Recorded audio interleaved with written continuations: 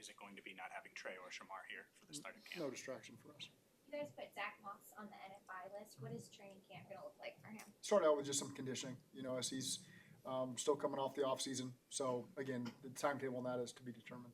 Aside from when you practice during the day, what else is going to be different about this training camp, or what else do you want to be different about this training camp?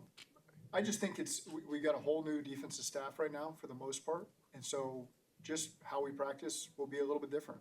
Pre-practice will be a little different. As we compete, will be a little bit different, and I'm just excited to see how it all turns out for us. You said it's no distraction at all for the team without Shamar or Trey. What makes you so confident that this team is capable to keep that from being a distraction? I think that's just in here. It's a lot of conversation. It's an easy topic to hit for you all. It's newsworthy, certainly, but the guys that have been in the locker room, they just want to go take care of business, and so it does not come up for us. But I understand in these settings it's going to come up, but it has been nothing for us. Any guys that we won't see out there that we should probably be ready for when we get out there? No, I think Zach Moss is the only one that we really didn't hit on the other day. But aside from that, guys will be out there. Again, there's always guys that we're going to take precautions on early in camp, but I've already talked about them. BJ Hill, Dax Hill, he'll be an individual. We'll work him in gradually every single day. Feel like he's on a great pace there. So those are the primary ones that grab my attention.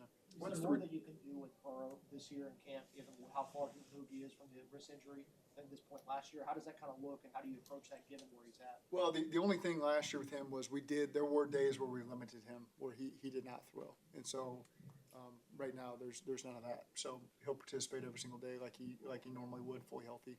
And then anticipate playing him more in games than we ever have. What happens before 10?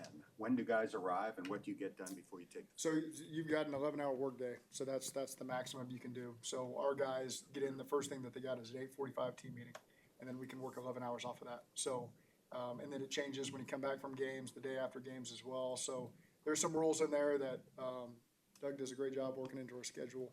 So there's only specific times we can have these guys, and so they start their day at 8:45 in the morning. Is that